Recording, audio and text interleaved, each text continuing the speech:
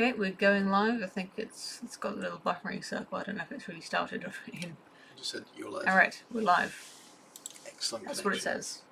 Excellent connection, guys. That's what an extra £5 a month gets you. If only we could get a camera that would focus. Just imagine I'm giving you a high five, alright, guys? High five me back. You're just making it not focus. Yeah, I'm making it not focus to get the autofocus to kick in. It's already kicked in. Okay, good. It's kicked in. I hope you guys are all high fiving the screen anyway. Today we're going over some films. I just like talking about films. I don't get to do it very often on this channel.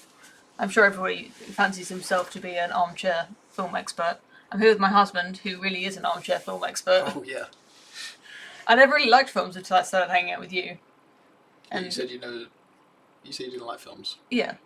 Well, I didn't. Well, I think I was just trying to be cool, but I didn't know much about films, so at the time I was going for the sincere thing, where I didn't want to pretend to like films when I actually didn't. Like, I'd barely watched any films before I met you. And that was how we became friends. I used to come around to your flat and we'd watch movies together. Yeah, educate you. Yes. And now we don't watch films hardly ever because I've already seen all the good ones. Yeah, well... We just watched Seven Samurai anyway. Yeah. And then we had... And I made a joke that we should do a stream talking about Seven Samurai. And then I thought, nah, that wouldn't be interesting. But then we had an interesting conversation about it. So we probably could talk about some more about Seven Samurai, but I think we probably got the most interesting talking points out of the way already. Where's the chat? The chat. Yeah, I've got the chat up. I mean, it could be just... You always ask me difficult questions. No one can hear us or something. Yeah, well, it works. I wonder if Poe makes film decisions for Mr. Poe. It's quite the opposite. I had to really twist your arm to watch Paddington 2 with me. And I was prepared to watch it on my own because you were so adamant that you didn't want to watch it. And then we watched it and you liked it, and I liked it too. It was extremely good. Paddington 2. It's legit. I can't remember if... Is the Academic Agent really streaming right now? I should have checked, really. That's passive aggressive. Yeah, I really should have checked if anyone else was live streaming before I started, but... You know, when the baby's asleep and I actually have the energy to do a live stream, I feel like the... You know, carpe diem. Well, at least you know you only get your true fans. Yeah, true fans are on this stream. Anyway. So we're going to be going over some... I asked Mr. Poe to compile a list of 5 films that people haven't watched that they should watch. So, we're not going to be talking about your Shawshank Redemptions or your Pulp Fictions. Yeah, films that are good, that everyone knows are good.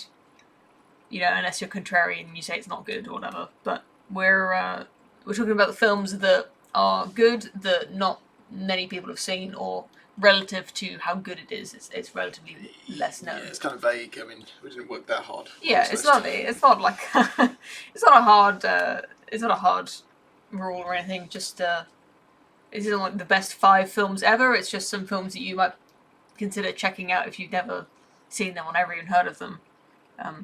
Like I asked you again, what do you think of Laura Tauber? Yeah, I get that question a lot. It's a YouTube. I don't know if it's a YouTuber, but it's a woman who talks about the La Grande Replacement, as you're supposed to call it on YouTube, so you don't get demonetized. That's she. I think she called into LBC or she called into some radio show and really went at the presenter trying to get him to address the statistics.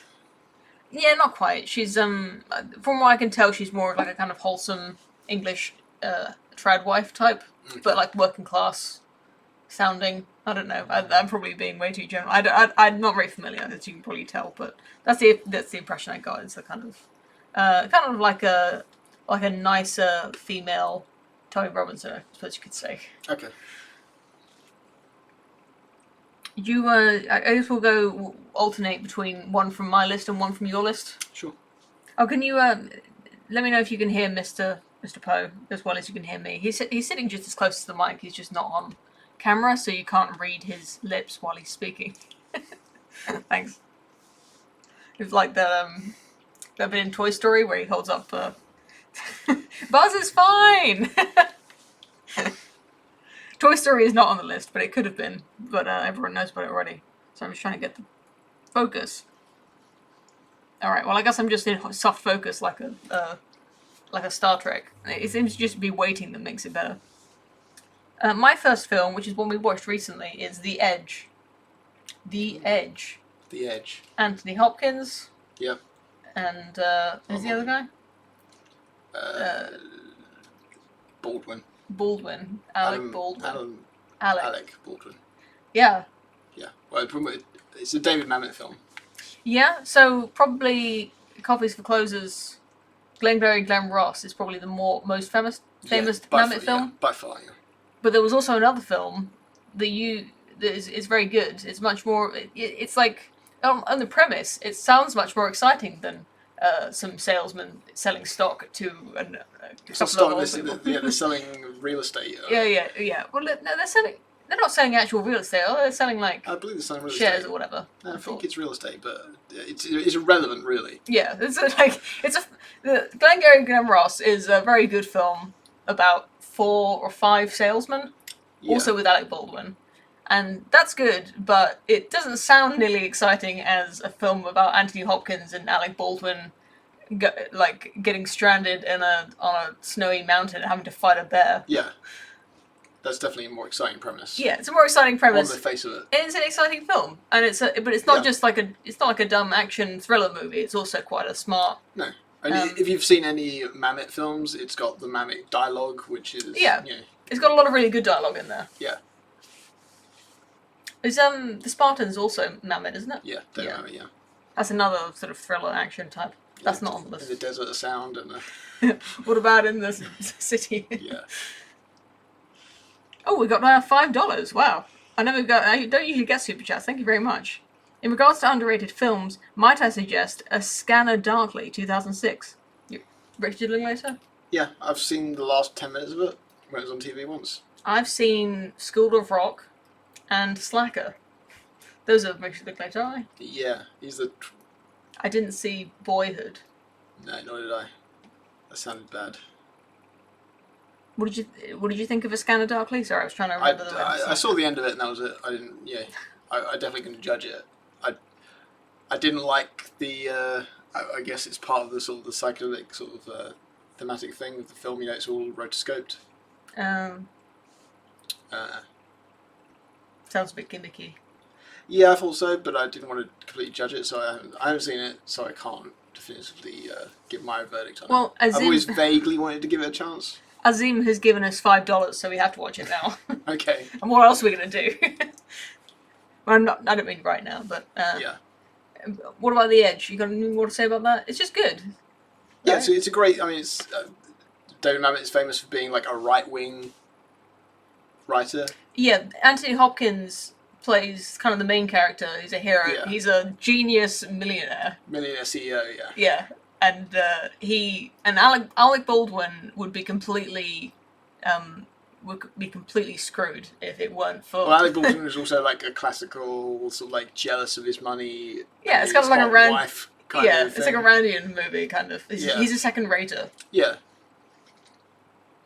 Yeah, so it's like this guy's a millionaire, and he's very privileged, but he reads all the time and he knows a lot, and he's not like Anthony Hopkins. I mean, he's not like a professional Arctic explorer, but just from applying his knowledge kind of, and like his. He's like an effortless genius. Yeah, like he comes across as like not particularly like in your face with his genius, but like there's. It comes across in the film where he he knows stuff and he's somewhat humble about it, but not completely. He's believable in a sort of Mamet way. Yeah, I'm trying to remember what the expression was. He's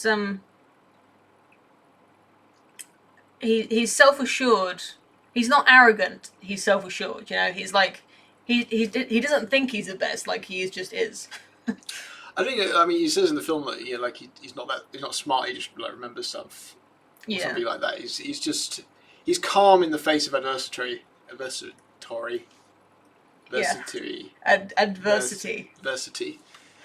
And he knows what the best thing to do in that situation would be, and even though it's suboptimal,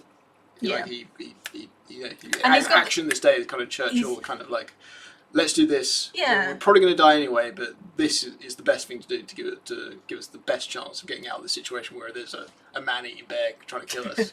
I was going to put it on the list almost, but then I didn't want to put two on that was too similar, but it reminded me of Flight of the Phoenix. Is that what it's called? Yeah. The one with Jimmy Stewart. Yeah, Jimmy Stewart and is someone else famous in that? There is, but I can't remember. They get stranded in the desert in a plane. Their plane crashes, and their only hope of survival is to rebuild this plane. Yeah. And disassemble the plane and make it into a working plane, and then fly out of the desert. Yeah, it's kind of like that episode of Breaking Bad where they have to charge the RV battery. I mean, it's a lot better than that, but it just reminded me of. I mean, the premise sounds sillier than it is in the execution. And it was remade recently, and I saw the remake. Yeah, well, that's not on the list. So, what's the first one on your list?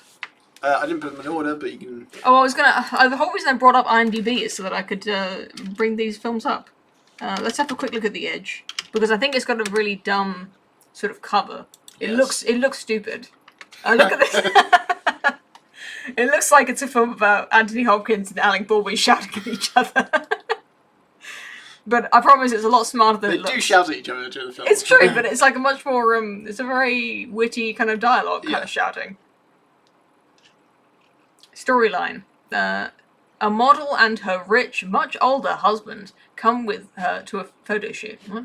A model has her rich husband come with her to a photo shoot, but when their plane crashes in the middle of nowhere, a strong mind game erupts between the clever husband and the jealous young photographer as they get back to civilization. Yeah, I mean, that's not quite what happens, but kind of is. Yeah, it's like, why are they opening with a model who's like definitely a supporting role? Just to get women to watch it. It's like, it's about model. The model is like, she's in it, but she's not the main character. Okay, so that's why I brought this up so you can see the cast, the poster. We won't watch the trailer because I don't want to get copyright claimed. Elle Macpherson. I don't know who that is. McPherson. She was very big in the 90s. Okay. These are your films, but the one we actually opened is It's Such a Beautiful Day. I've seen this. Yeah. This is quite a depressing one. Why don't you tell us about it? I don't want to spoil it, but I think most people have seen Don Hertzfeld's, or at least some memes of his, where, the rejected cartoons. You have to be way more.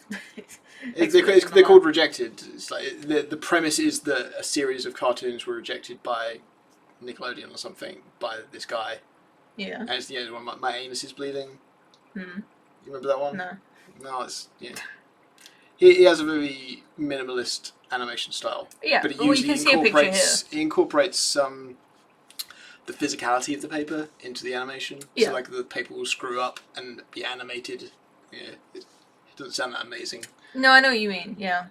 But it's a fantastic sort of kind of depressing, shortish film. I think it's actually 3 short films edited together as a very short 62-minute movie.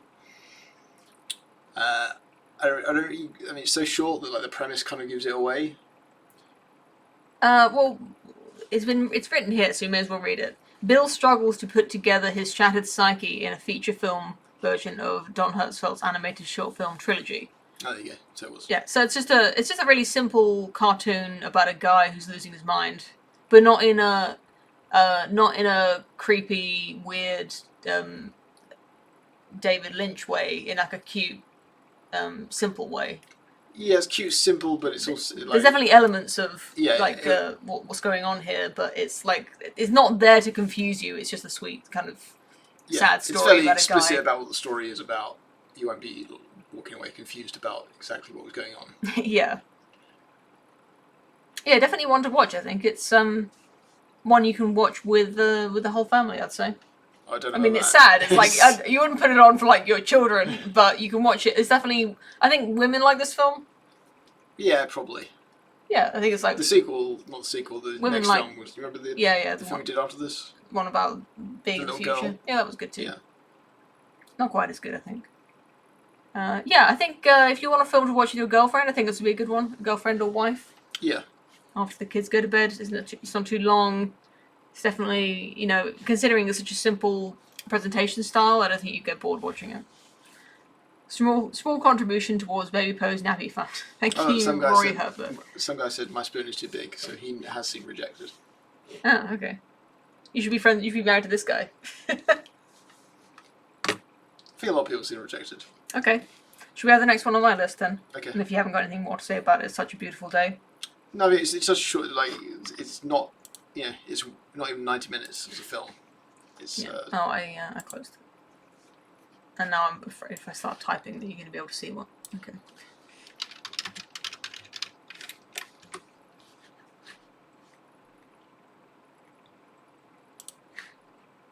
Look, if you like horror films, then I expect you've already seen It Follows. But if you don't like horror films, and I don't really like horror films, then It Follows might be a good horror film to get you, like, to dip your toe in the genre. I think it's a good film for people who don't like horror films, in my opinion. Maybe. I think horror is so subjective that it's on it. I would definitely say it's a very classy horror film in the recent decade. Okay. And yeah, I think most people know it's like the STD horror film. Yeah, I get. Before you've seen it, that's what I heard about it. It was like okay. The STD horror film. Yeah, it's a monster. Well, I guess it's not really spoilers to explain the premise of the film. Obviously, it's good to see any film without really knowing what it's about. Obviously, but realistically, unless you have a film, someone who really knows your taste, like I do, who can show you good films. You're not really going to be able to know what to watch unless you hear a little bit about the film. Unless you have someone who knows your taste and has a good taste in films who can recommend you, and that you can just watch them without knowing anything about them. It depends on what your tolerance is for watching films is really. Like if you barely watch any films, then you have to make a big case to get people to watch them. Yeah. If somebody that watches, like, they're desperate to find something and they'll watch some crappy made for Netflix shit.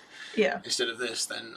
I think It Follows is on Netflix. I mean, all of these films, they come up and they go away on streaming services. So I was thinking of just recommending films that are on Netflix, but Netflix is different for different regions, and they're always adding new stuff and taking other stuff away. Yeah. Which is your suggestion, so I just thought I'd go with what's good. I think It Follows is on Netflix, or it was. But it's got a really nice, interesting soundtrack.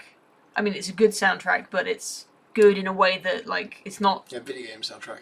Yeah, it's by the guy that did Fez. Yeah, Disasterpiece is the name of the composer who composed this Fez soundtrack, and he also did this, and they're quite similar in sound, but it's got a very, very, I don't want to say very unique, but it really bothers me when people say that.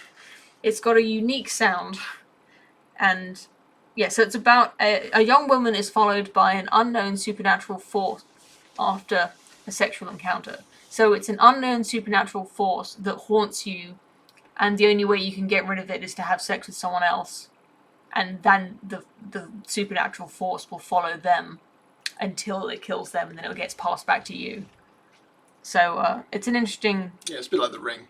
Yeah, but that's really not the most interesting thing about it. I mean, that is definitely the thing that drives the plot along, is this, like, way to get rid of it and stuff, but the thing that really drives the film that's good is just the monster, the it that follows, is, like, it's really haunting and, like, very... I think just the premise that the thing that is following you can look like anyone, and it doesn't run at you or look in any way unusual, does... allow you to have basically, anything, or anybody walking around could be the thing. Yeah. So yeah. That's an interesting concept. The fact that it isn't like running at you or biting at you or anything. It just walks towards you and kills you. Yeah, I mean, you get a glimpse at the start of the film, but you're not even really sure what it's going to do if it ever gets to you, but you'll die. And that it'll just start following the next person. You get to see explicitly how it kills you yeah. later on in the film, but even when it's just walking towards people. It's just frightening to have something walking towards you. Yeah. It's a really good premise, and it's executed very well. is what I'd say. Not two super chats. Thank you for the super chats. Full Monterey. Your videos are really pleasant. Appreciate you. I appreciate you for £5. Thank you very much. It's very much appreciated in this difficult time. Thank you, Mr. The lights have gone off because it's 11 o'clock. Alexa, lights on. Oh no. Alexa, bedroom lights off. Alexa, living room lights to full. Alexa, living room lights to white. I should have done that on my phone, really. That was really compelling. 2 minutes. Yeah, That's what we get the money for. Thank you, Mr. Gently Benevolent, for your $5 dollars. Is that Australian dollars? Maybe? Could be. Aussie bucks. More wholesome content. However, I have to know: did AA ever hand over the Mr. Poe fund, or did he use it to buy butter?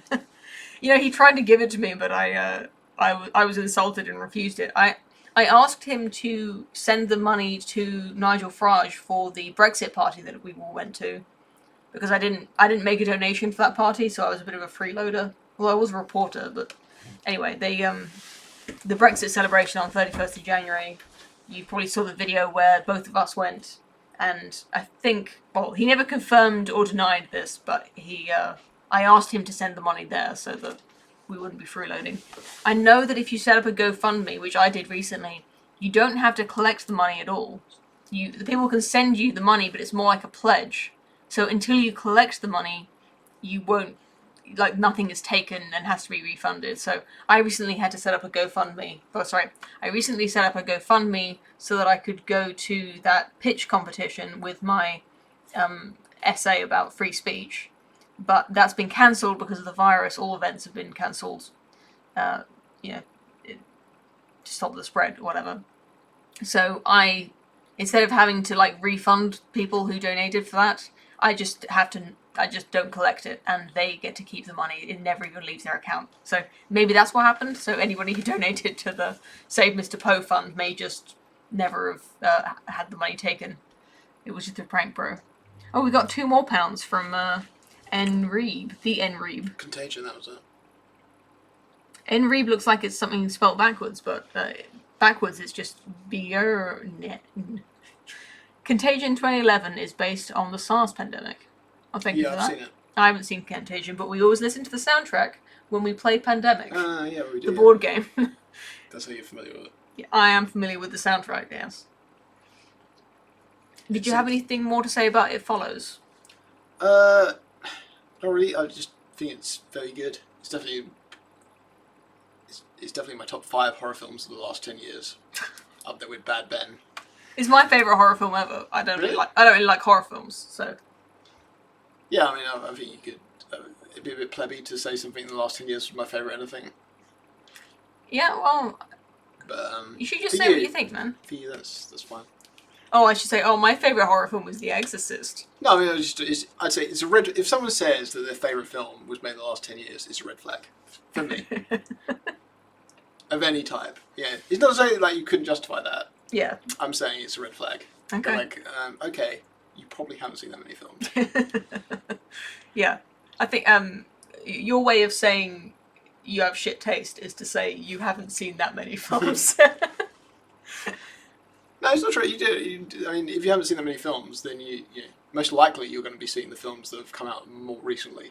No, you're right about that. I'm just saying that you could have good taste and just not seen many films. When you say someone hasn't seen that many films, it's not like a neutral phrase. That's like a mad diss from you. I don't think it's a mad diss. I think you can have good taste and not have seen many films. Okay. And therefore your what you think is good is going to be restricted to the few films you've seen. Okay. What's your next film on the list? I don't know, on your yeah. list? Oh, I've got your list, haven't I? Oopsie. All right, let's get rid of this. Dead Man's Shoes. Oh yeah. I remember watching this with you. Yeah. I remember watching this late at night when it was on TV. I'd heard about it for a few years. I must have seen it 2007 or something. I wasn't that enthusiastic about watching it. it was on TV, so I watched it, and I thought blew me away. I thought it was fantastic. I usually dislike any sort of British film that's sort of set in the north or whatever, because it's usually about mines and Margaret Thatcher and stuff. But this wasn't. It's very much sort of like almost like a Western kind of feel to it, but set in the Midlands. With a sort of like, not a silent protagonist, but a sort of like a stoic. There's basically some guy. The guy in this is on some kind of. He's after revenge. Shall I read the synopsis? Okay. He's in all of us. Full stop. A soldier returns home to his small town and exacts a deadly revenge on the thugs who tormented his dim-witted brother while he was away. Well, that's what I remember about the film. I literally don't remember anything else, except that it's quite brutal, isn't it? Oh yeah, like it's brutal, but it's also quite. Well, it's pretty funny in a very, very black comedy way. Okay. Like there's a famous, you can watch it on YouTube, but there's a scene where the gang that he's hunting down, like the leader, like they're driving around this 2CV, the old French car. It's like made of corrugated iron and stuff like that. It's like it's very, or it might be a Mini. Either way, it's a comedically small car that they're driving around looking for this guy, and they find him, and like they all get out, and it's like a clown the suspension, like, and he comes out like he's the big. The guy, the head of this gang, is the big guy in this little village, and is threatening him. And like this guy, like I don't think they explicitly say, but he was in the army, and it's implied like he was in the SAS or in the Marines or whatever. And he's clearly, this guy is like 20 levels above this small town hard ass, and the hard ass tries to intimidate him, and he just destroys him. Like the acting, like confrontation thing is amazing, and then when he like walks away and gets back in the little car, it's quite funny, but it's not like Yeah, it's not like it's played for jokes, but it's clearly meant to be a joke. Yeah, but it's also at the same time quite scary because this guy is clearly, he's going to do some terrible things to these people, and he does, and you find out like exactly what is driving him towards the end. But yeah, it's very well acted, and Paddy Considine sort of like he's not like he didn't explode, but you've probably seen him in a lot of other stuff, and this was like I think his first big thing. Like I still think it's his best role. He's extremely good in it. I'm trying to remember who he is. Oh, it's Yarp, also known as the the Hound, right? Is that him? Yeah. Look, we welcome all refugees from the Academic Agents stream. There's no limit to how many refugees we can welcome onto this B stream. Yeah. And I assure you this was not a plot. It had nothing to do with the taking down of the Academic Agents stream. Thank you very much, Adam Morgan, for $2. Couple bucks for Poe. Love you on AA streams. No, thank you. I like being on them. It's good. I never stick all the way to the end because it's past my bedtime. You can't look when you've got to wake up in the night or and then at 6 a.m. to feed like the George baby. Costanza, you leave him. Yeah. I think probably most people even watching it are tired by the time they've been going on for 2 hours. Okay. I remember watching Dead Man's Shoes with you. It was like more of a party kind of setting. I think either it was just rather distracting things going on. Yeah. Because it was other people there. It wasn't just one of the Poe and Mr. Poe movie nights. It was more of like an event. But to be honest with you, maybe we should watch this again together because I don't like I said, I recall barely any of it and I have no fond memories of it. That's not to say I thought it was bad. I don't remember either way if I liked it or not. Yeah, I mean, I watched it not knowing anything about it, and it really did blow me away. I was like, I can't believe because I came close to not seeing the film because it just happened to be on TV. I was not seeking this film out, and I knew it existed, but it just kind of looked a bit boring to me. Yeah. And after watching it, it was like, oh shit, yeah. It was one of those films. You get it with games sometimes as well. It's like you happen to play a game or watch a film, and it's amazing, and you think, I wonder how many other films are like, how many films do I know about that were probably one of my favourite films of all time, but I just haven't seen. I think the thing with video games, we were talking about this recently, the thing with video games is that you can play a video game for half an hour and it happens that the first half an hour isn't very good. Or like TV shows that don't get good until you kind of get into it a little bit. Like, I watched the first episode of Avatar, The Last Airbender, and I was like, it's fine.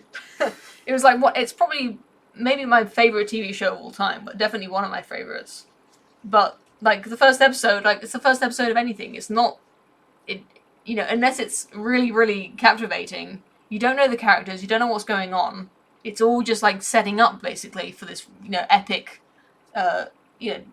plot that's going to unfold, but they've got to get a lot of sort of, I mean, that's the good thing about films is that you don't have to invest all that upfront time. Exactly. Like with TV shows, you do have to. You have the equivalent have to watch like 5 films before you can really say you've even given it a go. Yeah. Whereas a film, even if it's not that great, you can get to the end and resolve that in your mind whether it was a good film or not fairly quickly. The thing with a series or a TV series, especially, but also we saw this with trilogies and things, is that with a TV show, you could have a really good first season that was written by someone good, and then they get fired, and you have to watch all of this really cool stuff that was set up, and it all gets resolved by some writer who, just got brought on to, it's like a different team, different director, the seasons of a show, or even just the episodes of a show, can be vastly varying in quality, and the things that are really interesting that get set up may never be paid off, and you just don't know when you start it, unless it's like word of mouth or whatever. It's very easy. It's also quite easy in the J.J. Abrams way of setting stuff up in TV shows. It's quite easy to set up a mystery, and make you think, oh, I'll watch the next one. Yeah, and you can be waiting a few years before you realise there is no payoff. Yeah, what was like that was Attack on Titan. That was brilliant at setting up like mysteries, and like also there's action and like plot points were really. It's good now though. Oh really? It got good again? But who knows, man. I don't want to go back in there and for it to get good and then get bad again. Yeah. I'll wait till it ends and then find out if people reckon it's good. Yeah. Okay. Well, Dead Man's Shoes is definitely a recommendation from Mr. Poe, but to be honest, I can neither recommend it nor am I saying it's bad. I'm sure. I'd definitely say it's not a woman's film. Yeah, it's probably something that women are gonna like a bit less than men. So maybe one to watch with the boys or on your own. Yeah, it's not like an action film. When did you start watching films on your own? I don't know, when I got a TV in my bedroom when I was like 10. Okay. I think I didn't start doing it until I was like 19. Really? I remember I was like, it was probably you were telling me to watch something, and I was like, I really like a few of those Quentin Tarantino films. I should really watch Reservoir Dogs, but it was like, where am I going to go to watch Reservoir Dogs? And like, I just thought, okay, well, I've got the DVD, I'll just sit down in my room and watch it on DVD on my own. It was like the first film I'd ever done that with.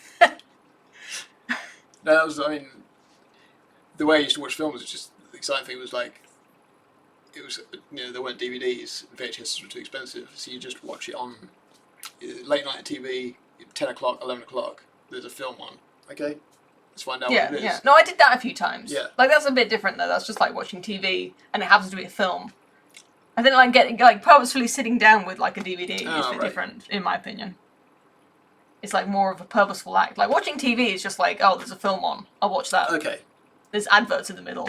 Maybe I'll just like leave halfway through. I guess it was when DVDs started coming out, I started to sit down and actually watch a film. We've got another super chat from Mr. Gently Benevolent. You seem to be addicted to super chats. You really have to tell me about. Do you have a lot of money?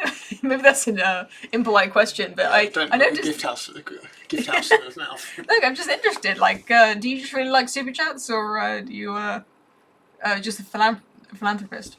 I gave that money for Mr. Poe's steak night. Sorry, for steak, not for Nigel's pint. Pay Poe, academic agent, and Sturgar embezzlement. Academic agent isn't on this stream, as far as I know. I haven't seen him in the chat, so I'll tell him. But I really I don't need his money. Mr. Poe said he was alright with taking the money, but I thought of it as an insult, so I turned it down. Should we go to the next, Okay, my it's next your film? one, isn't it? Yeah, my turn. I've got one that's more for the ladies. This is more of a ladies' film. And it is A Ghost Story. We saw this in the cinema together. Yeah. And it was just another one that you just recommended, although of course you hadn't seen it yet because it had only just come out. And why did you? Was it because of the director? Why did you know it was going to be good? I think it just got talked about. Like, you kind of would. Generally, I just get a feel for where a film is going to be good based on how if a film looks a bit crap, but a lot of people are talking about it, and it's not a big Hollywood film, then you know it's more interesting. I don't know, like, is the director somebody? David Lowery. I think And he this also was his wrote first it. film or something. So it's a bit of an auteur film. Pete's Dragon. Oh, he's doing Green Knight, that's right. You watched an Upstream Colour? He's an editor. Yeah, well, I didn't know that at the time. I really don't remember. I think it was just... I quite liked it. Yeah. The fact that the premise is a ghost has got a sheet on, and they're playing it, it's not like... That's not a joke. Yeah. I was like, okay. Should we read the synopsis? In this singular exploration of legacy, love, loss, and the enormity of existence, a recently deceased, white-sheeted ghost returns to his suburban home to try to reconnect with his bereft wife. So what I want to say about this is that it's in premise, it sounds a lot like a kind of chick flick. It's about, this happy, young, attractive couple, the husband dies, and she's sad, and he comes back as a ghost, and he has to watch her living without him. But it's like it's very like emotional. It's about relationships. Yeah. But it's told in what I considering what it is. I think it's told in quite a masculine way, because this ghost is played by Casey Affleck, but you wouldn't be able to tell for most of the film because he's literally this cover of him standing there in the white sheet. That is all he ever does. He stands in his white sheet. I think he tilts his head a little bit sometimes. Yeah, and the he acting just is quite he good. just moves around the room. He acts, So- it's like mask acting. Yeah. So you're seeing what's going on with his wife, and he watches other stuff as well. Yeah. And everything like you imagine he's feeling, it's all just like you just project it onto this like sheet that's just standing there. Yeah, I mean, to some extent, you can kind of, like, there is some acting going on there. Yeah. Like this, it's just subtle. It's not like, obviously you can't do it via the face, but he does do it like in the, No dialogue. He his doesn't say position. anything. He just stands there, and just a little bit of a like. You can tell where he's looking. He doesn't move around that much, and then it's like also implied like later in the film that he's kind of like he doesn't even know who he is almost. Like he's not the same kind of person he was when he died. It's like he starts to lose himself a little bit, I think. It's definitely implied that that's what happens to ghosts in this. It's very melancholic. Yeah. But I think it's definitely one, like I said before, it's one to watch with your wife or your girlfriend, because it's like I think it's quite bearable for a man to watch, but I think it's one that women would probably enjoy as well. Yeah, I think the 10-minute pie eating scene turns most people off though. Yeah, it's one of those things that at the time it's like this is really gratuitous, but it's like there's a scene where a woman eats a pie. Yeah, I haven't heard what the justification for that was. Well, I heard Dan Harmon was talking about this film. Yeah. He watched it with his girlfriend, and he didn't like the pie eating scene because how he described it was that he's watching this with his girlfriend at home on the sofa. Yeah. And you're watching for the first 2 minutes that she's eating the pie. He's just sitting there watching it, like waiting for the next thing to happen, which is kind of like that's what it's like. You're watching a woman eating a pie because her husband just died and she's really sad. So for the first 2 minutes, you're just kind of watching it. And then Dan Harmon, I guess he got bored of watching it, so he looked to see what his girlfriend was thinking. Like, how is she seeing this scene? Is she watching it? Is she looking at her phone? Whatever. He just looks over at her, and she's crying. And he's just thinking, like, it's just a woman eating a pie. Why is she crying? So now he's thinking, like, well, what's she finding sad about it? And he thinks, like, it was like, he just said that he never would have, it makes you ask the question, like, what is important about a woman eating a pie. Like, what is significant about this? Like, the fact that it's in the film means it's significant. So Not necessarily. yeah, but it forces you to examine what is this woman going through that she's not like because there's no one else for her to talk to really about what she's going through. So all you get to see is her emotions played out by not just like like if she just sat there and cried, it would be like, yeah, I get it, she's sad. But the fact that she's like stuffing her face with this pie, like she eats like the whole thing. I think it's implied that she's been starving herself for days because she's like out of grief. Yeah, I think she's sick. So it's like, okay, so it's not just you're not watching a woman eat a pie. You're watching a guy watch his wife eat a pie after she just went to his funeral. And that's sad. It's not the pie, it's not the woman eating the pie that's sad. It's like, you just died, and instead of dying, you had to come and see your wife mourn you. And that is sad. Yeah, I mean, if there's levels of sadness to it, I think like you could question whether it's indulgent to have that level of time. It was a bit indulgent. Well, I wonder if that's the point. Yeah, there's a bit in what's it called? Funny Games. I don't want to re-spoil the ending, but like it's a statement on violence. Okay. Basically, like the film is about a group of like youths come in and white youths come in and just torture a family and kill the kids. Mm. And they come in, they torture them for like half the film, then they tie them up, leave, and they leave. And then you get like this 10-minute section of them untying themselves and sort of cleaning up a little bit, and it's a really deathly dull scene with them like tidying up, and then you go like, oh, this is really boring. And then the youths come back and kill them. Oh. They torture them for a bit longer and then kill them. Hmm.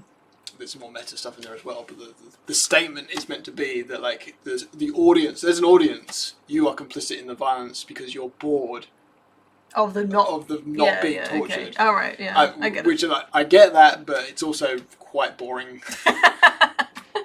Like I don't know if that really is as clever as it's meant to be, but in a similar way, I wonder if that's what they're going for with the pie eating, wherever like because the film is kind of I don't know what the exact point is, but.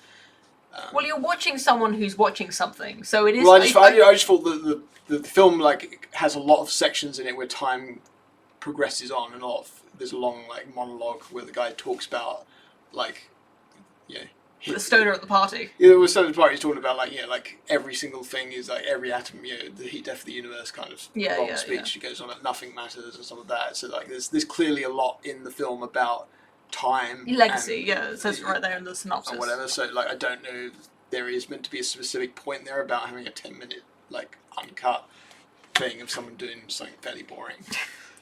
Okay, we've got another super chat.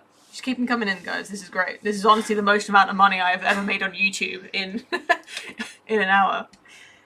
What's your most embarrassing guilty pleasure film? Not a critically acclaimed film, a film everybody hates but you. Mine is Breakfast Club, 1984. Does anyone hate Breakfast Club? I think it's not cool to like it, is it? No, it's cool to like it. Okay, we think it's. I don't think it's like. I think it's like. It's not the coolest thing in the world that you could do to like that film, but it's not like. There's not a social stigma attached to liking Breakfast Club. I think it's an acceptably cool film. Okay. I'm trying to think of Speed Racer. I think is unironically fantastic.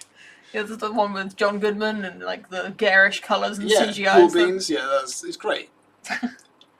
I was just trying to think. I've got my list of films here. I used to think it was really uncool to like kids films, like Pixar films and everyone goes through that. Studio Ghibli. I was like, oh, I can't like a kids film. When I was about 16 or something, I was like, oh no, Toy Story. That's what babies like. But then I like the. I did that.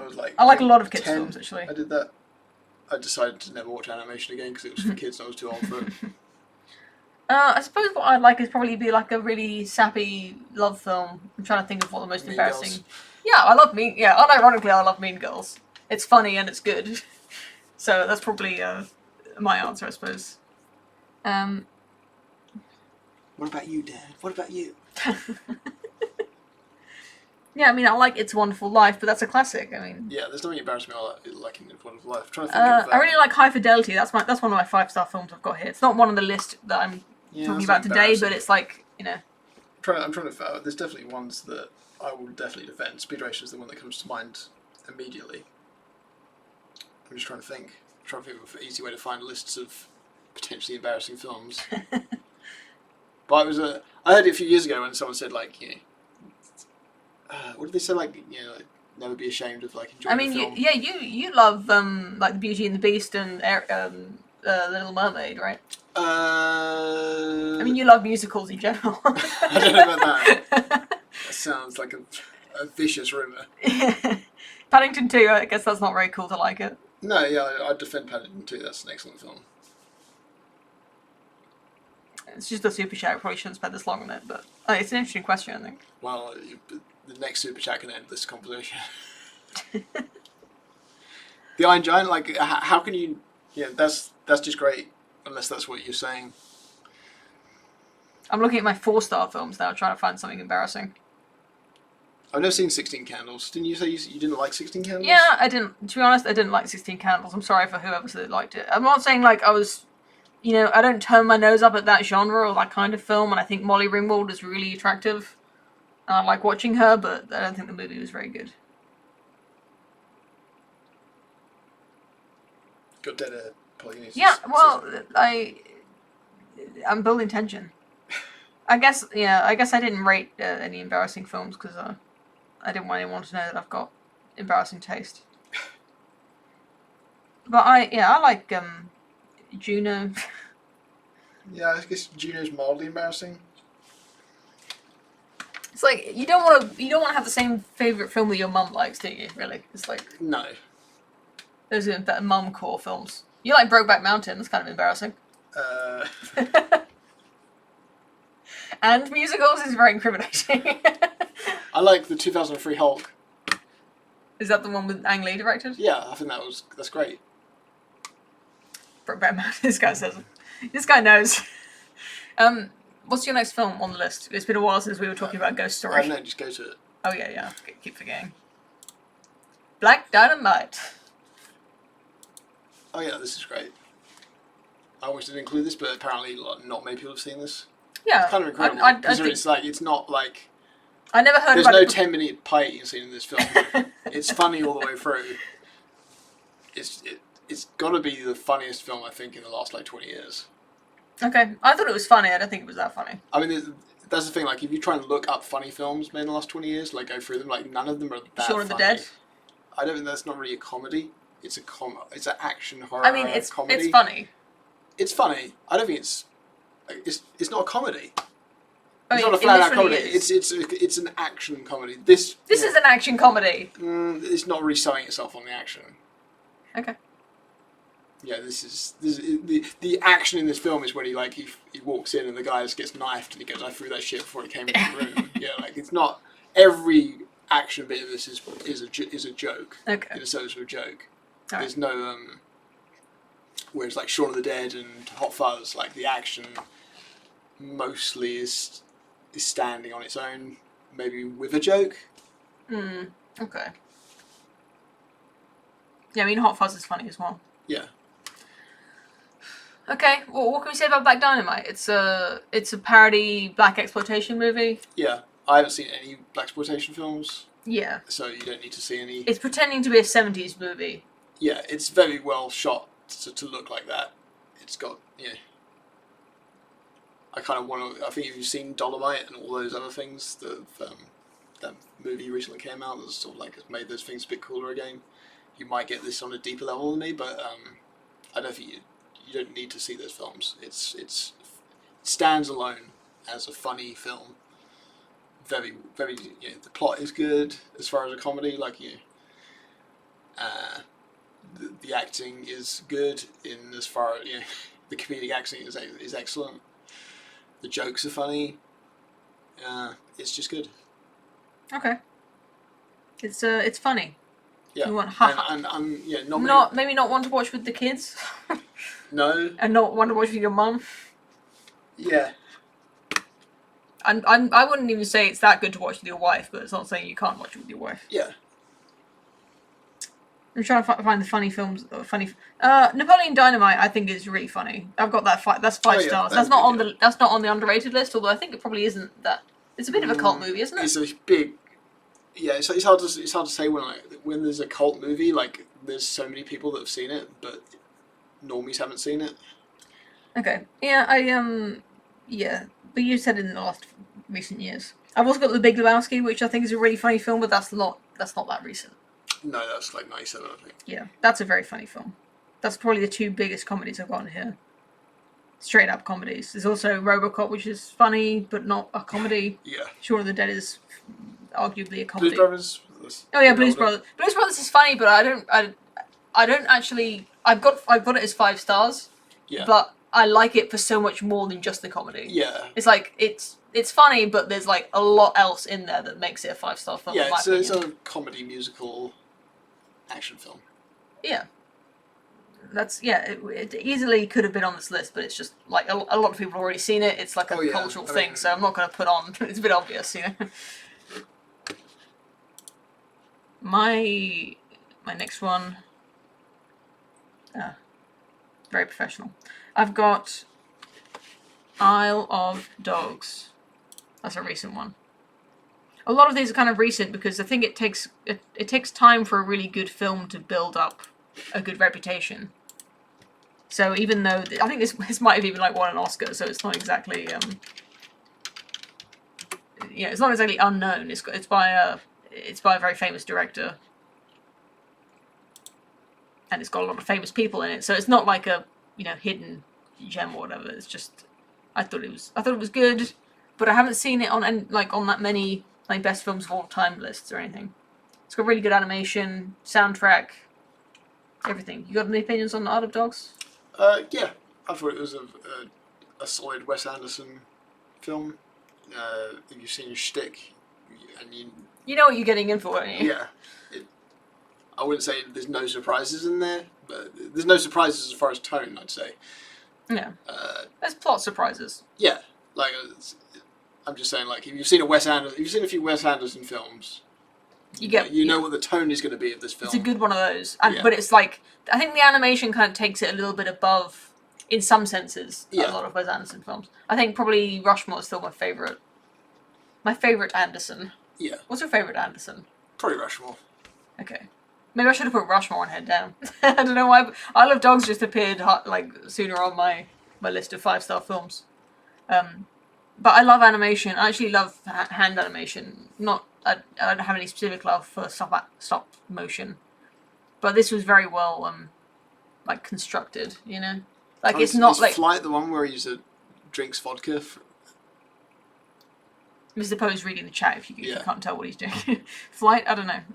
I think it's the one. I think it's the one I'm thinking of. It's Robert Zemeckis, and it's got a fantastic 5-minute section in it. 2012. Yeah, that looks like it. Shit. You obviously seen the meme of Denzel Washington in a car drinking like a 40-liter bottle of vodka. Okay. Because he's a drunk, but he lands this plane in a completely spectacular. Clue. Someone says Clue. Clue's great. Or is that Clue and Murder? Clue and Murder by Death? Murder by Death is similar to Clue.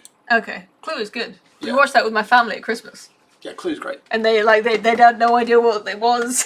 I had no idea what it was when I first watched it with you. Yeah, it was one of those films I saw late at night once. I thought, wow. Yeah, Clue's funny. I mean, that's not a recent one, but... Yeah, it's not...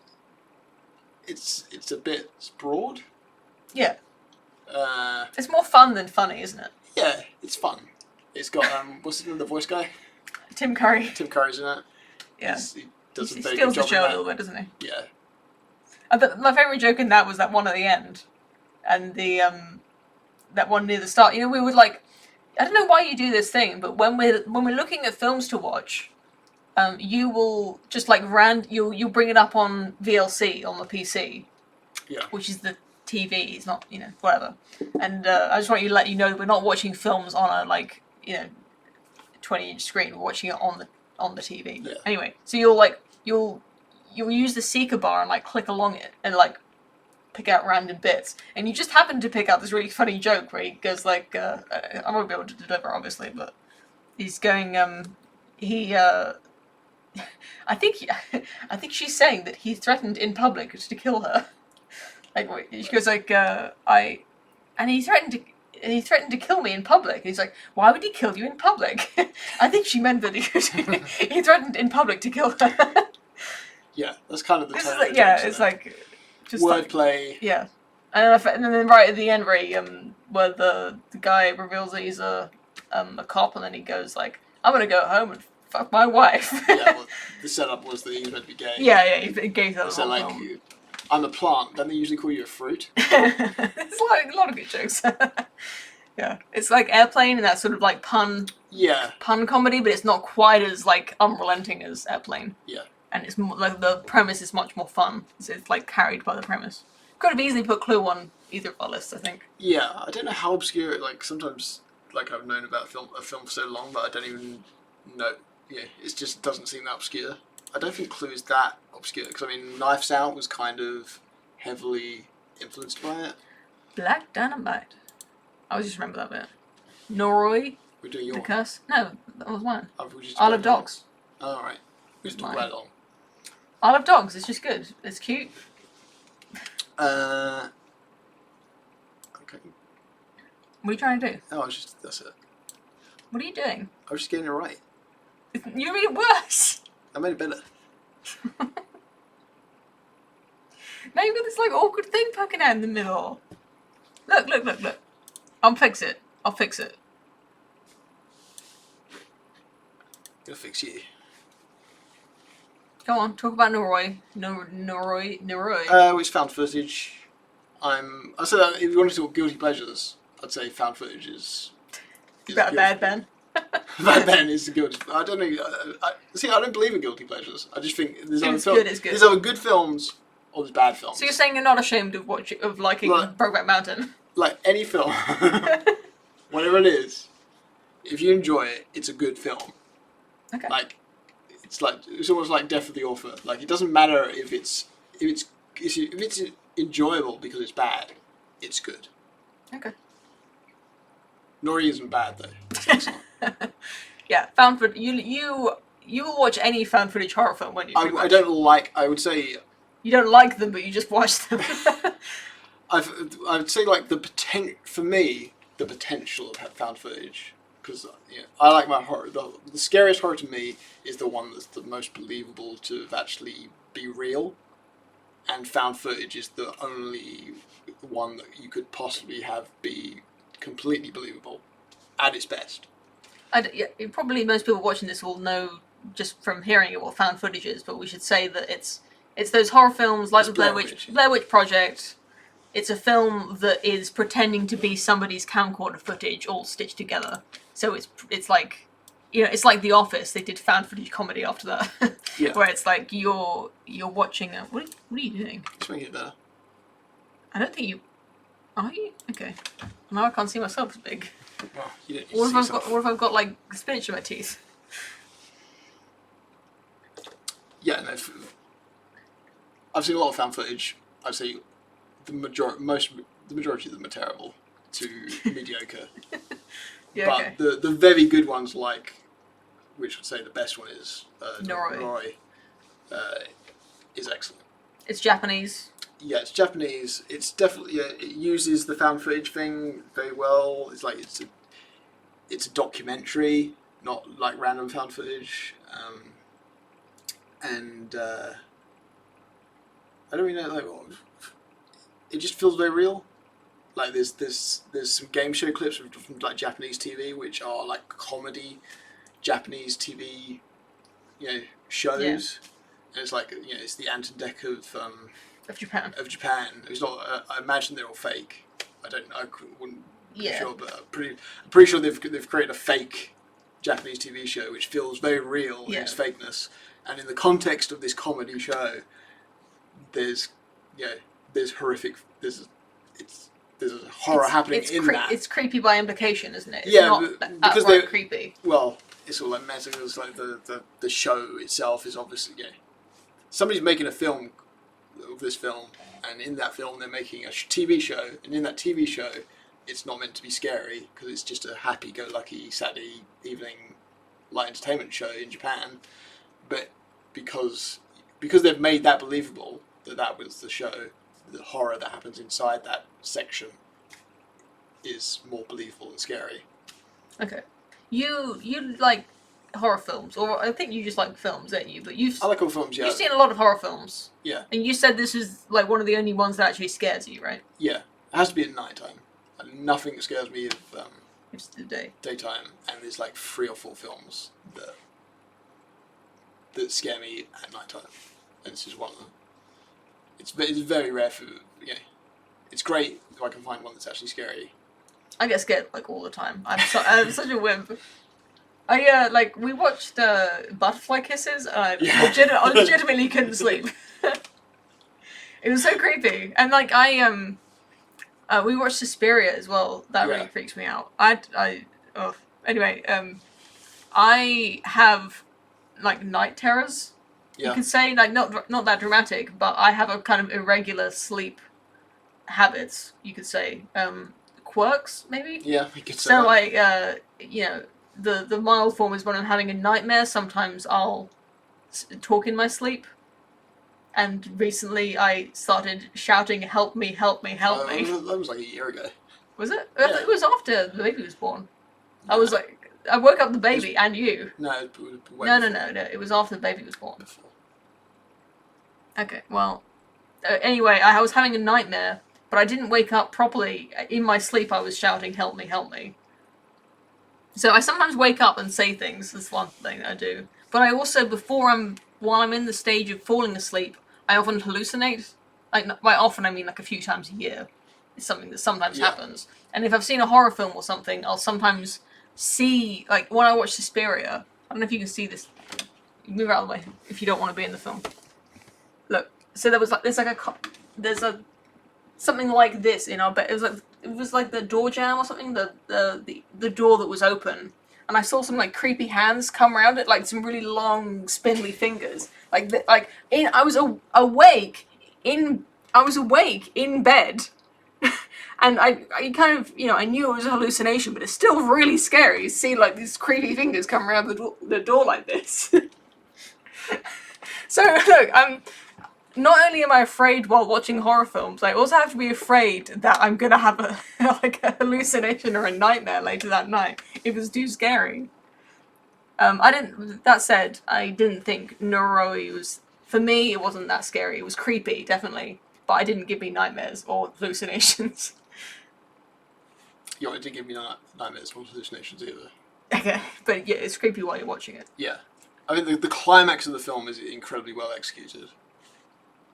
In a sort of, because it's kind of harder to do it in a found footage film well, because the trick with found footage films is that they've got to be believable as not films. Yeah, they can't have a obvious structure and be well constructed. They're usually quite boring for that reason. Well, you've got to construct them well while appearing not to be well constructed. Yeah. So the film's climax is very well constructed, but it's not obviously well constructed in a typical film way. But it is. But it doesn't. Yeah, you don't want it to seem scripted, like like it was like the kinks were worked out. Yeah, in like the start of. I mean, an interesting sort of thing is like the start of As Above, So Below. Yeah, very Indiana Jones like. Yeah, the start is completely ridiculous. I first started watching that, I thought, oh god, this film is going to be another fucking terrible found footage film. And the start of it is really like it's very contrived. It's contrived and filmy. Yeah, so apart very from cinematic. the cameras waggling around, it feels like a very scripted film. As the film goes on, it does lose that and become a bit more found footagey and more sort of like cinema verite or whatever. But I don't know what else. Yeah. If you have liked any found footage film, I would recommend watching Noroi. Yeah, and if you don't mind English reading subtitles, unless you can speak Japanese. If you can, well done.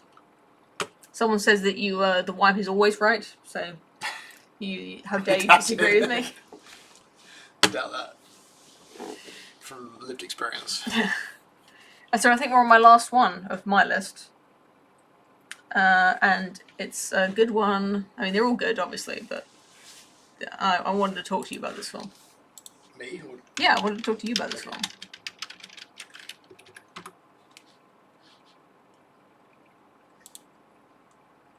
It's Master and Commander. I've heard of that film. What did you want to say about that? I wanted to say that I like it, and it's one of those films that I saw the cover and I like. You know when you like get an idea of what a film's gonna be, and you go like, "Oh, this film's gonna be boring." You know, like, "Oh, this is gonna be a film about men on a boat." I mean, it is about men on a boat. I know, but it's like it's so much more than what I thought it was gonna be. It's like it had like the main like themes and plot points that I was you kind of would expect. You know, they're in a war. There's some like people getting shot at. You know, it's that kind of film, but it's just very well. It's just good. It's well scripted. It's nice. It's got a bromance, and most importantly, it's a Star Trek film. It's this is one of the most interesting things about it. Although you don't have to like appreciate this part of it to enjoy the film, but it comes off very much like a Star Trek, like an episode of Star Trek, or Well, I don't think or it's obviously that, but a well-made movie. No, but like if you know what to look for, it's Yeah. definitely there. You could- So you've got this Captain Kirk type character. Yeah. And I don't know if it's his first mate or it's just his friend. It's on the- Doctor, isn't it? Yeah, it's the Doctor on the ship. Yeah. Is In this film, the Spock and the Doctor emerged into one character. yes, but in personality wise, he's much more like Yeah. Spock than he's like McCoy. I mean, I have to be completely blunt. It's based on books, and the books were not meant to be. Yeah, yeah. I It's, think like, it's not meant to be Star yeah, Trek, it's but the it just archetypes. Yeah, you could easily rewrite this film as a Star Trek film. yeah. No, it's definitely it's better than any Star Trek. Like I like it more than Wrath of Khan. We were talking about this earlier. I don't like Wrath of Khan as much as a lot of Star Trek fans do. Yeah, I would but say I this like is this. the second best Star Trek film. Yeah, it's better. It delivers on the. It's got strange new Weirdly- worlds in it. Weirdly, it develops on the themes and like feel of a Star Trek film much better than any of the actual Star Trek films. Yeah. Yeah, literally, they visit a strange new world in there. Yeah. There's like science and exploration in it, Yeah, but it's also got action and compelling characters in it. yeah. It's a riot. It's good from start to end, and it's got that kind of very witty, enjoyable dialogue with like these good characters that are they're they're not obvious or they're just I don't know what to say. It's just good. I wish I was the well-drawn characters. they're well drawn, 3-dimensional Yeah. characters, and there's no like boobies or there's nothing. There's not like I wouldn't say it's like a really funny film, or it's not like boring. It's not like Got a joke about the weevils. it's not like it's not very broad. It's not like a really boring thinky film or anything. No, It is starts, exciting. It starts off like in media res, pretty much. Yeah. Yeah, it's got very exciting hooks at the start. Like the stakes are very clear. You know what's going on. There's no car chases in it though. I mean, there's excitement and there's boat action chases. and there's a boat chase, but I'm just saying it's not it's not Die Hard, but it's not a million yeah. miles from it either. Yes, I mean, in quality, I would say it's like, and tone, it's not a million miles away from Die Hard. That kind of feel, in a very broad sense. Yeah. Sort of like men up against the odds in a sort of like a tight situation. Yeah. Limited resources. You got to think with the head. It's definitely a lot of like that sort of Die Hard or Taken like clever action stuff Yeah. where it's like that was a they're clever thing to they're do. outgunned. Strategic Yeah. sort of stuff. The ship that they're facing is completely out of their class, and they don't stand a chance, and they lose immediately to it, and it's only by the skin of their teeth that they actually manage to run away. Yeah. Yeah, but to be honest, the main conflict of the two ships is that is the plot, but for me the most memorable parts of the film are not directly like related to that. It's all like the little cute things like the you know, people say women don't like this film, but I think there's a lot there for women to like if they get past the idea that this is a film about boats trying I'm to not kill each sure. other. I don't know what you find especially appealing about this that you wouldn't find appealing in. I like the cute bromance, and they play the violin together. It's so cute. Like, they have a really like. It's not like a gay shipping thing or whatever. That's not a pun. I'm not, you know. It's a pun. It's they just have a nice relationship. You know, these two characters, and they're smart, and they're trying to figure out this thing together. And then there's those kids on board as well. The one kid. Really sweet. Yeah. I thought His arm it's two. cut off. They're like friends with Is each it other. two? It's like 14-year-old boys. It's like There's it's kind like of bleak. a 20-year-old one. Oh really? Okay. Oh, there's yeah. So it kind of shows the the kind of horrors of the what it's like to be a sailor in the whatever time period this is set in. Yeah, I wouldn't say it's horrors, like but it's like there's 14-year-old kids on board who are like Yeah. getting scurvy and like getting. They're getting scurvy. They're getting everything that the adults are getting, and Yeah. they're being treated like 14-year-old is an adult. grown men. Yeah. It's you have anything more to say about it? No, just very good. I mean, it's not that obscure. You're right. It's not that obscure, but I think we talked about this last time we watched it. I think it came out the same time as a lot of other good films, so it kind of got forgotten a little bit. Yeah, I mean, because there are like a lot of books, and this is just one of them, or two or three of them combined. And they were planning. I think they wanted to make this into a franchise, or hoping Yeah, it well, would you be can a see franchise. it's called Far Side of the World, as Yeah. if to suggest that it's like Avengers Assemble. You know, it's Yeah. like and many more adventures they'll go on, but they never did. Yeah. It's kind of sad. I could Yeah. have, out of all the film franchises that have had multiple entries, this one could have borne a few more. Yeah, there was a lot of fruit. I could have taken a few more of these and a few less Pirates of the Caribbeans. Yeah, a few less Hobbit films. And Yeah. yeah. The I don't know specifically what came out in 2003 that overwhelmed it so much, but it deserves to be more well known than it is, I think, in my opinion. So I guess we're on the last one of your films,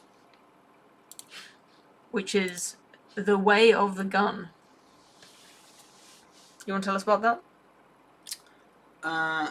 Yeah, it's kind of again, I don't know like how popular this film is. Like if it was like flopped when it came out.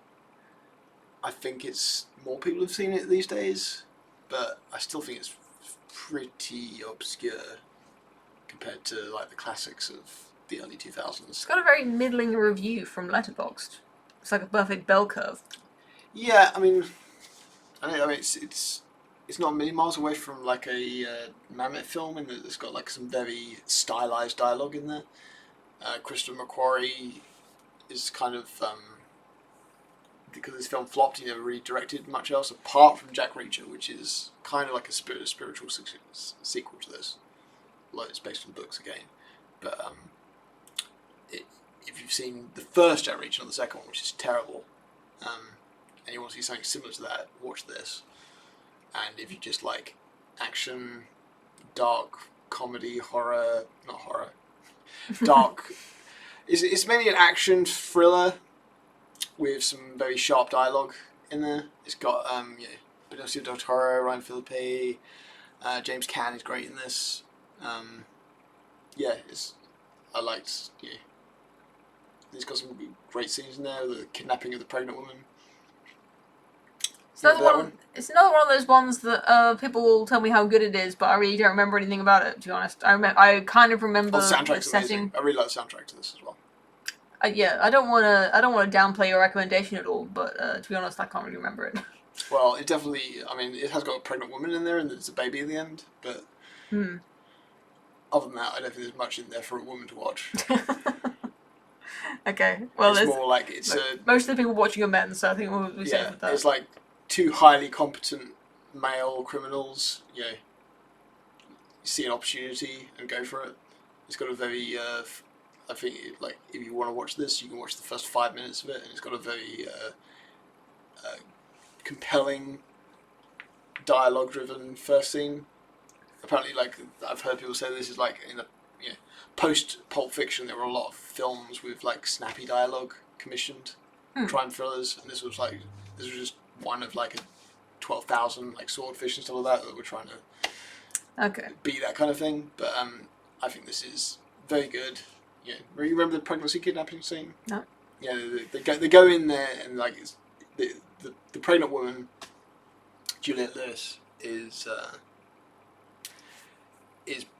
carrying a baby for a rich guy, and like she's going to get a scan, and there's 2 armed bodyguards that are sort of guarding her, and these 2 guys hear about this, that there's a rich guy that's invested loads of money in this like woman because he wants to have a baby, and she's carrying his baby, and they think, oh, we can grab her, take a quick grab, we'll get like $1 million for her, and easy money.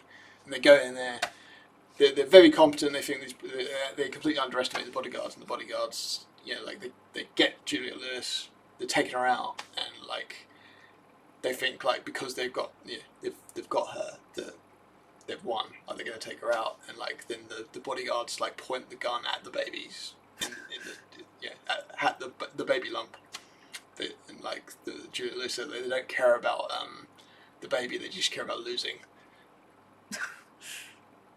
And it's just it's an interesting like mind game thing, because obviously it's a game theory thing. Yeah. That's what I liked about it, because it was a clear game theory in an action thriller film. Yeah. It was like the premise of taking that baby is based on the fact that they want to protect the baby.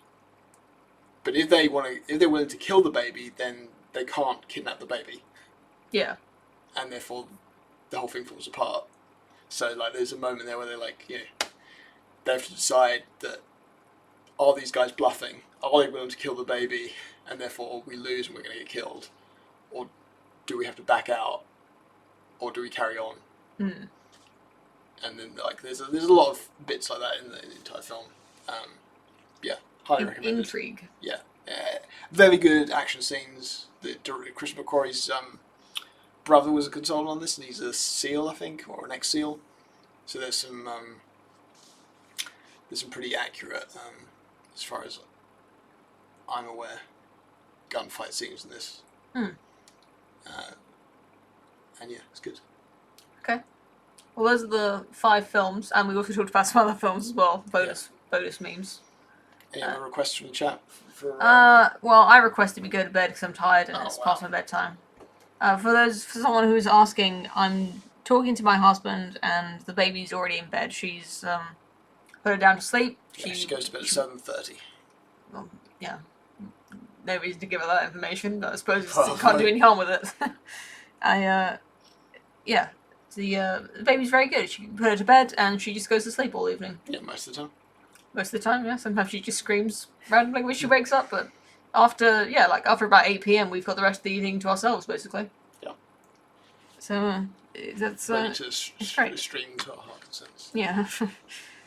Hope you guys enjoyed this. I don't know if we'll do anything more like this, but we've got a much better internet connection than we used to have. Specifically, so I could do streaming. Yeah. And there's something we can do now. I can talk to Mr. Poe, or I can talk to anybody. I can put the baby on in high definition. You can just look at the baby for an hour without sending you super chats for her. Whatever. Send your requests if you want to see anything in a stream format, or maybe I'll just keep it for when I can't be bothered to edit a video, and I just want to get something out quickly that I don't have to think about. That's streams. That's streams, isn't it? Spontaneous and easy. And thank you for watching. I hope you have a good night, and everybody stay safe out there.